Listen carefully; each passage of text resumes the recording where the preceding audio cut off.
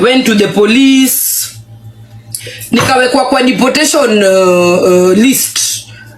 They told me your passport is in Berlin. If you want it, go to Berlin. Get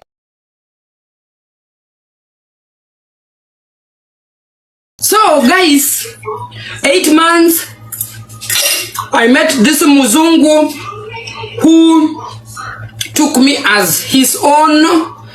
Nilivumilia. I was his girlfriend officially. Sarah's dad was also there. But with this Muzungu, there was no sleeping together. We were just girlfriend, boyfriend. Ile ya mdomo tu, not something really real, as in you are going out with the man. So he was there for financial reasons. I think ni God alimtuma. He took me through the pregnancy.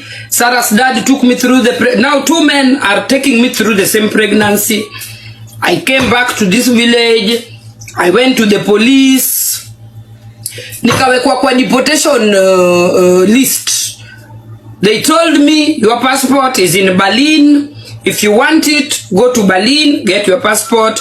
But what made this policeman not to deport me back to Africa immediately was my daughter didn't have a Kenyan passport. So they told me to call Berlin so that Berlin can make for my daughter a passport, then I bring it. Then, if Kenya produced a Kenyan passport for my daughter, I will be in Kenya now. I will be chilling with you in Kenya now. If Kenyan embassy produced a Kenyan passport for my daughter, I will be in Kenya now. Sasa shida ni then 2009 2010 there was no law that covers children born with foreign fathers. A children born with a foreign father automatically becomes a foreigner in Kenya then. Izo enzi. So the Kenyan government rejected my daughter. They said that child is a foreigner. We cannot give her a Kenyan passport. And that was the end of the story. I could not be taken back to Kenya with my daughter. Sasa, when the government received the letter, they told me now they want Togolese. I go and look for a Togolese passport for my daughter. My daughter, the father originally comes from Togo. But the father migrated, the whole family migrated from Togo to Ghana. So, the father, they originally come from Togo, but they live in Ghana. So, Sarah has 3 homes: Togo, Ghana, and Germany. Yeah. The family of Sarah live permanently in Ghana because Togo, they had a war and the family migrated to Ghana. That is why I always talk of Ghana. Too much Ghana. And the father also has lived almost all his life in Ghana. So he's like a Ghanaian. He's Togolese but a Ghanaian. Yeah. But my daughter has a Togolese passport. They still identify themselves with Togo, but they are not naturally. They are naturally Togolese, but living in Ghana. So they have adopted the culture, everything from Ghana. So they are Ghanaians at the same time. Yeah.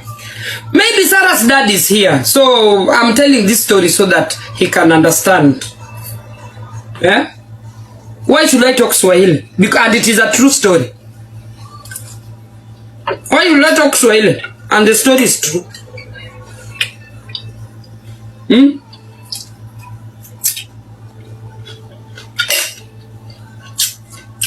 So,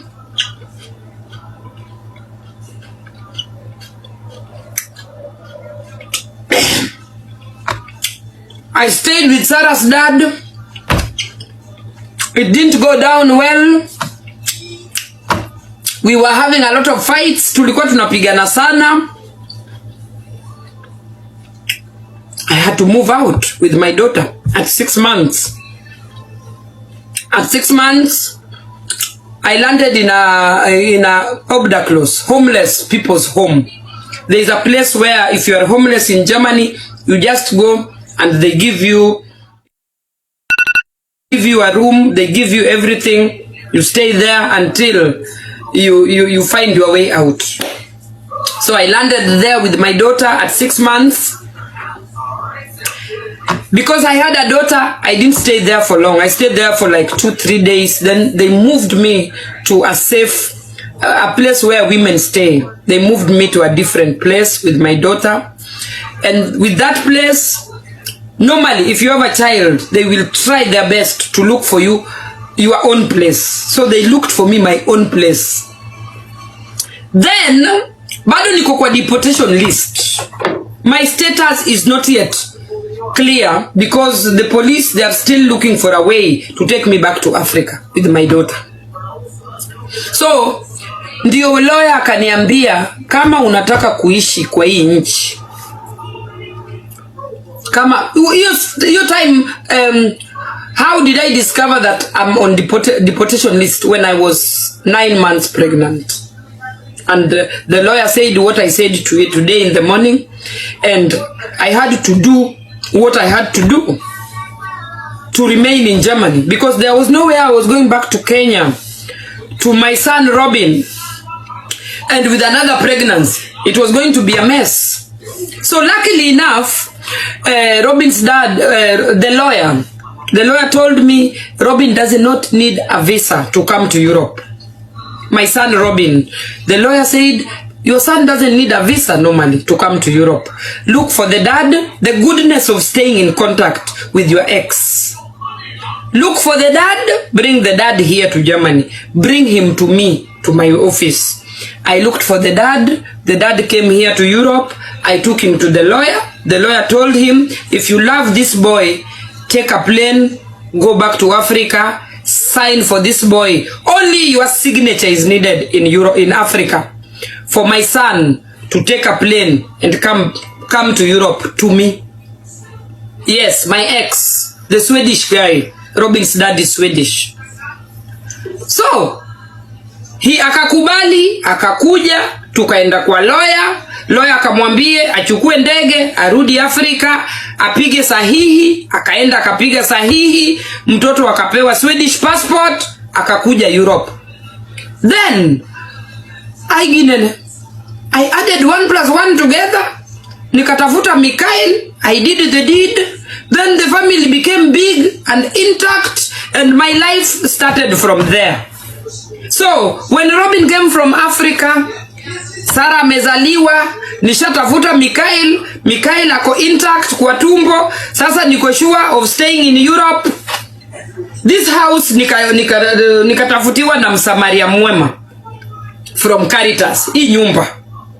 So from that tiny house with Mikael, Robin and Sarah, tukatafutiwa hii nyumba na msamaria mwema. Yeah, this social housing tukatafutiwa na msamaria mwema. That is how we moved to this house, and now we've been living in this house for the past 13 years with my children, with all those tribulations, problems, laughter and everything. Yeah, that is how I landed in this house. 13 good years. Sarah is turning 13 in the next 2-3 days. So we have been living in this house not 13 years, 10 years. We moved here when Sarah was 3, Mikael was 1 year, Robin was 7 years old. It was a mess. It was messy. Yes, now you know my story of how I got pregnant with Mikael. Ujambazi hivi. Yeah, struggling to live in Europe to get the papers. Without papers, Europe is not a nice place to be in. You will be knocking people's doors. You will find yourself in asylum camps. There is no beautiful place like having your own place. Unafungua mlango, unaingia.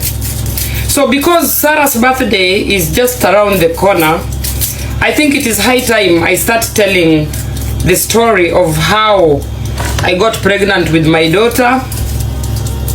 And if I wasn't strong, Sarah will not be alive today.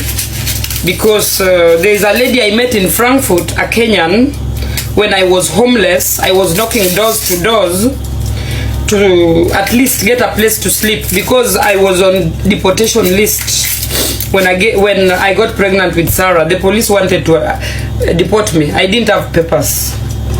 So give me a minute.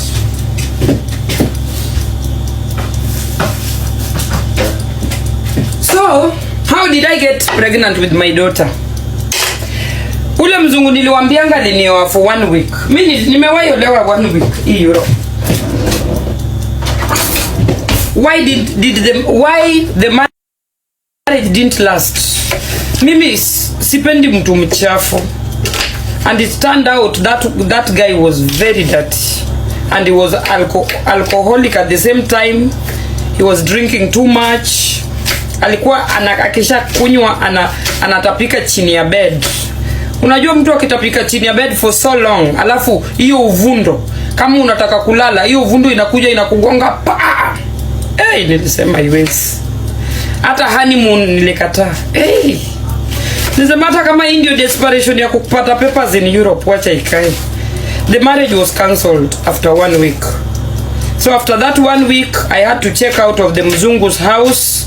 The mzungu ran to immigration, cancelled my papers, and the police were running after me.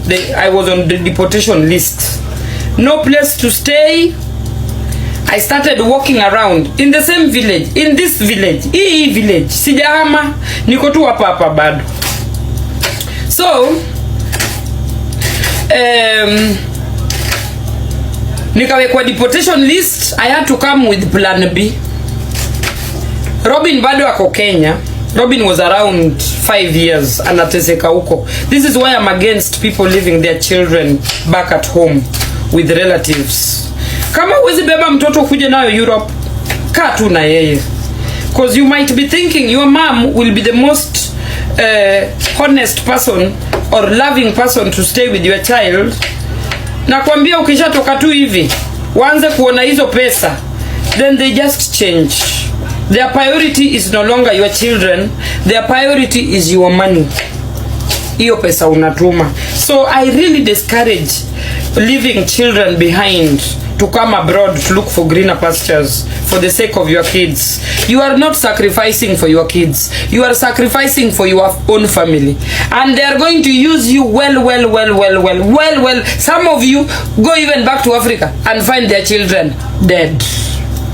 So that is why I don't campaign for people leaving children back in Africa and going abroad, because what these kids go through can mentally affect them for the rest of their lives. Some of them get raped.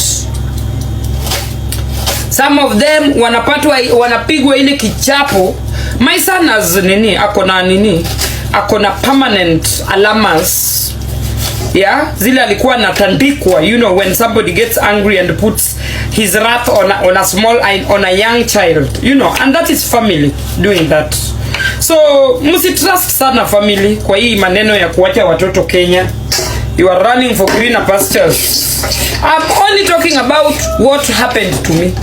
I'm not telling somebody's story. I'm telling my own story. Sawa sawa. So after separating from that muzungu, I had to find a place to stay illegally. I don't have papers. My papers have been cancelled. I have to start a new journey in this village. It is the same village. Sarah's dad used to live here. He moved to Hamburg.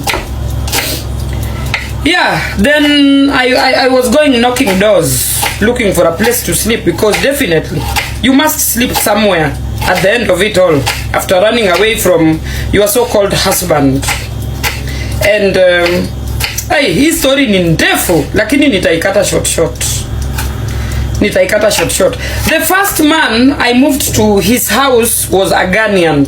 Hii village yetu imejaa na Ghanaians. Golden, thank you. Imejaa na Ghanaians, West Africans. So the first African I landed in his home was a Ghanaian who You will exchange your body for a place to sleep. That's the way it is. Niko na alarm. Alarm ndio hii hapa. That is the way it is. Africa and abroad. They give you place to sleep, you give no. West Africans sana sana maoga. Enugu State. Na vile wao wako na cassava, my friend. Ukijipata in such a situation, run for your life. Run for your life.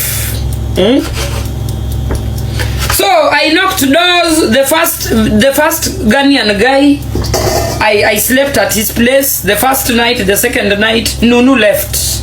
Nunu left Mio. It was eaten. Ilikulwa. Alafu alikuwa ule mgana. Wale ushaiona wale wako na health problems wanafanyaka.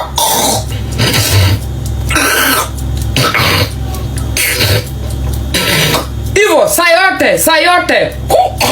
I was like, really? Unakula mdomo. I was like, hakukuwa natakanga watu wajue niko huko kwake. Cause his fellow countrymen walikuanga watasema ni ako na tabia za kichawi hivi. So we were at this Ghana man who was making mimi nikashindwa na hiyo tabia. So this man, he used to lock me up in his one room akienda job. Hataki nitoke nje. Yani nionekane. And then one day I was at the balcony. I was at his balcony, his tiny balcony. Mnajua rooms moja ziko na balcony tiny hapa Europe. So I decided to go to the balcony. Balcony nini? Balcony. Yeah, balcony. Kwa Kijerumani ni balcony. To stand there and look. So I was counting people who are passing at the balcony. And then I saw this handsome young man. Anatembea kimbi. Very strong black man. I said, hey, I like this guy. I like this man. Let me check which room he's going to. This young man was Sarah's dad. Strong, short, very handsome man. I said, I want this one. Afadhali niende niombe huyu place ya kulala kuliko kukufa hapa.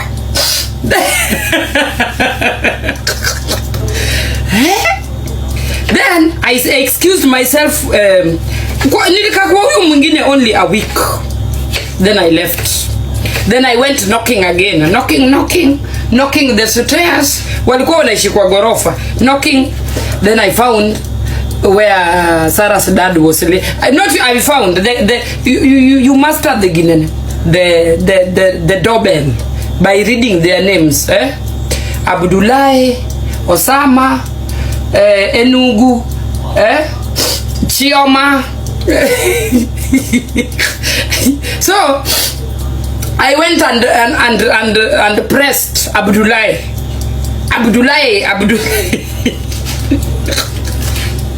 I went and pressed Abdullahi. So on that floor there were two Abdullahis. I pressed one of them. One was for his brother and one for his own. But luckily, unajua kitu Mungu ashaweka stamp, ameweka stamp.